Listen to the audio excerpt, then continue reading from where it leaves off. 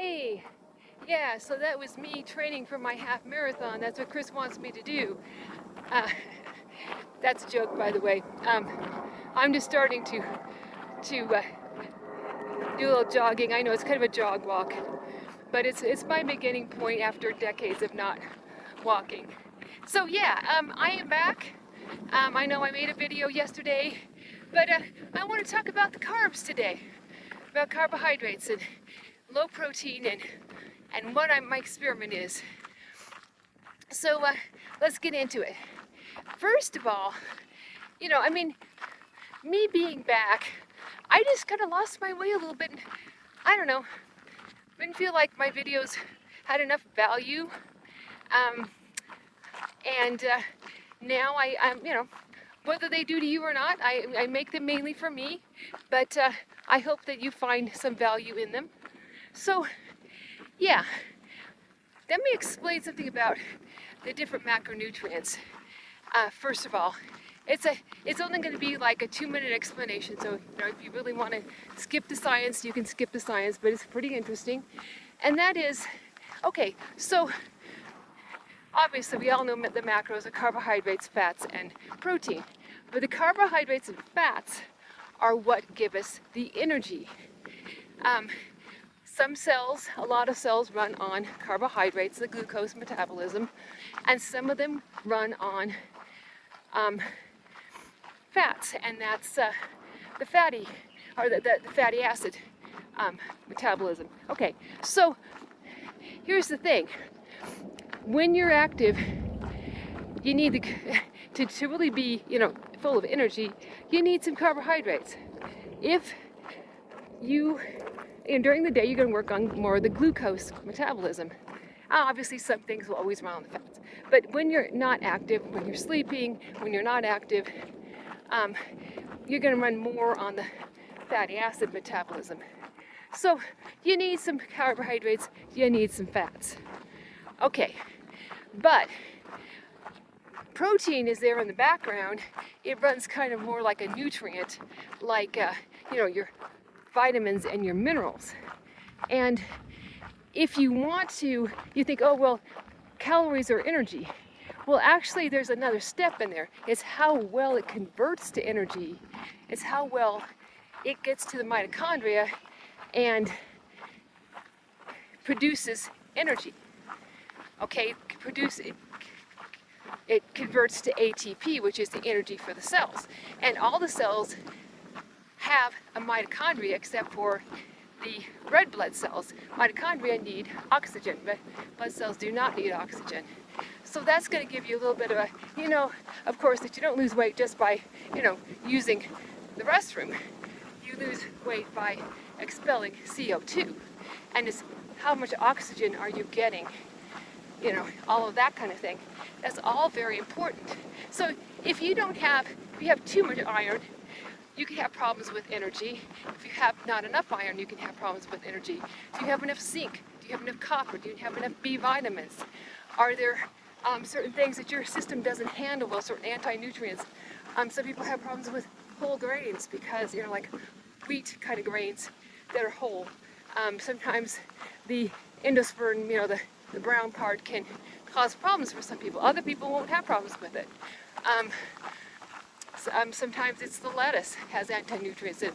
There are different things that can have problems. You can have problems with it. It depends on you. So it's something you have to figure out.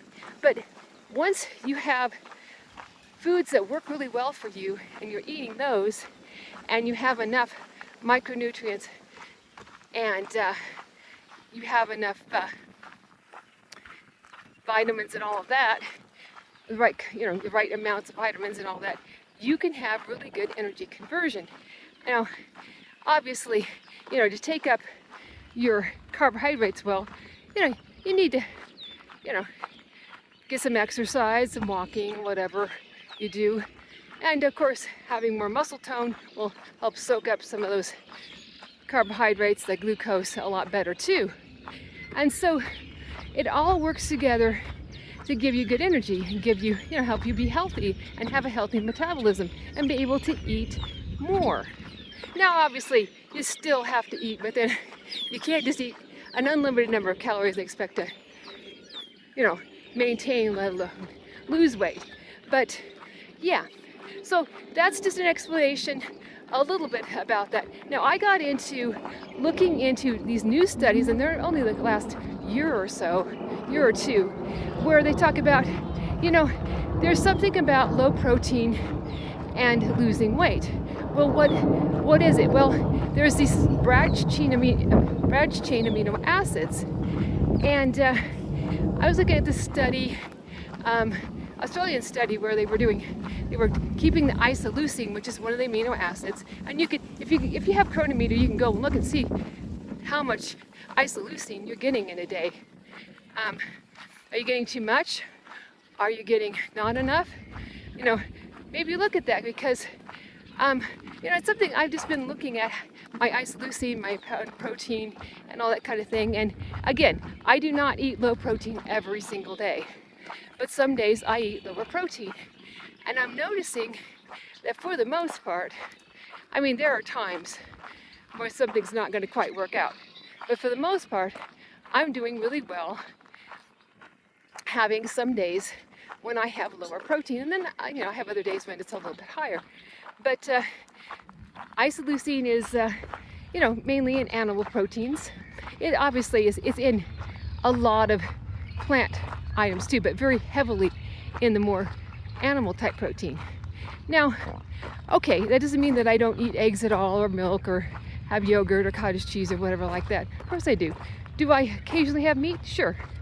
But I'm just not having meat as often right now, and that's keeping the isoleucine down better. And so, you know, this isn't for forever that I'm going to be doing, you know, this kind of thing, but I try to make sure that I don't have too low protein for the week. But, you know, if it's a little bit lower for, you know, several months, the end of the world is not going to come. It's not going to scavenge from all over if I'm at least have a, you know, a certain amount to a certain level of protein as an average for the week. I'm good.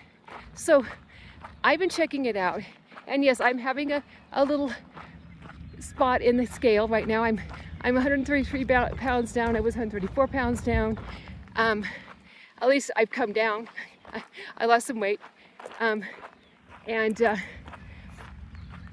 after Easter and everything, and I'm having a little bump up, and I have bumped up my calories a little bit too, by the way, because I have been a little too dizzy lately in the gym, and so I've been slowly raising them, and I'm going to notice that, you know, my weight loss is going to slow down a little bit, but I need to do what's best for my health, and in the long run, the weight's going to come off. So if I have just a little bump up and it's coming down slowly, it's trending down, and that's fine, because, you know, I have to be able to have enough energy. I'm walking a lot. I'm, you know, in the gym 4 days a week, you know, and I'm being able to do more sets, more reps, more exercises at a time, other than, oh yeah, I got 4 in, great. I can do, you know, somewhere between 5 and 8, depending on what it is. I can do more lower body than upper body, but I'm being able to get a little bit more of the upper body and more sets and reps, which is helpful. I just have the upper body, I just need to have a little more rest between, you know, like a minute and a half between.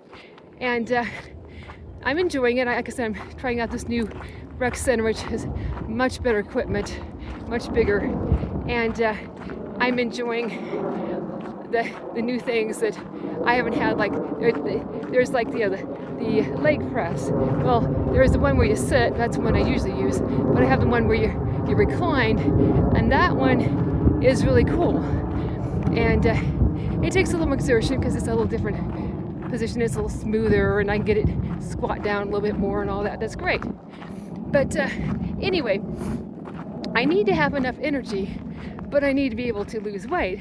And it's one of those, you know, I do not have the tolerance for low calories as I used to when I had more fat on my body. Now, yeah, of course, I still have a fair amount of fat on my body, but it doesn't, it rebels even more than it used to if I don't, keep it within a certain range.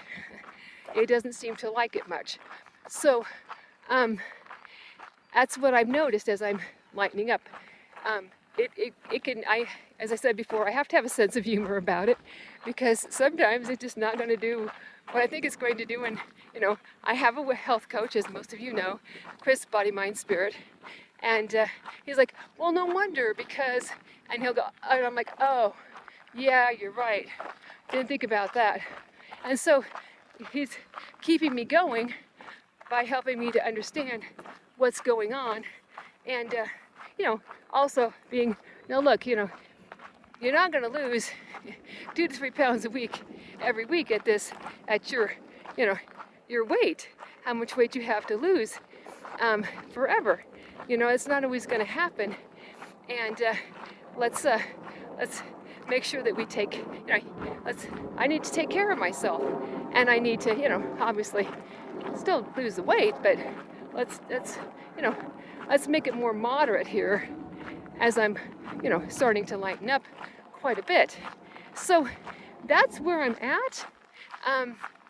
It's probably a long conversation, but I'm, here I am along Bar Lake State Park, and taking a couple-hour walk, and a little bit of wind, but it feels nice. It's, I don't know, like upper 60s right now. Very pleasant. And yeah, the other thing I wanted to say, besides, carbohydrates, I always make sure that at least, if they're only 50%, I don't even do as well. They have to be like 54% or more, and I seem to do better. I just have always worked better with more carbohydrates, and that's kind of a thing. I do, sometimes the fats are a little higher, sometimes my protein can be a little higher some days, but I've been keeping my carbohydrates higher, and that really, really has helped me a lot. And some people are that way. They really do better, able to eat a little bit more and not gain the weight. Yeah, just gradually increasing them, not by very much, but I'm able to cook a little more now, and I try and have a little more of an athletic plate, but just a little bit of starch to start myself off with most days. And yeah, great, we have this airplane overhead, yes, going to land at DIA. Anyway, so that's what's up with me.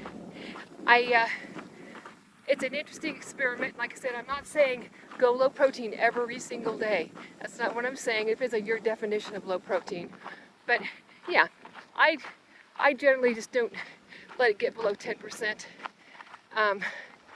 But usually it's more like 12, 13 at the lowest. Some days my fat's a little lower, but I try not to make it super low. And keep those carbohydrates high.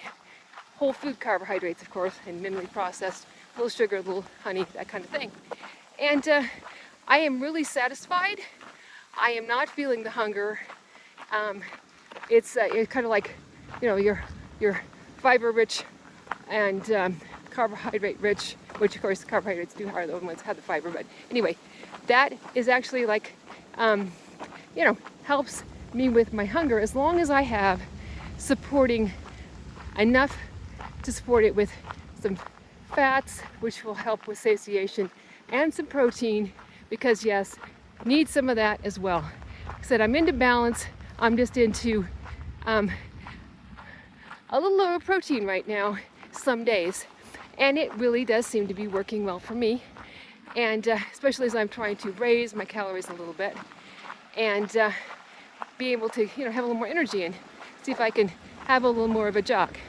So with all that, you all have a great day. Thank you so much for watching. Please like, comment, and subscribe, and remember, you can do it too. Bye bye.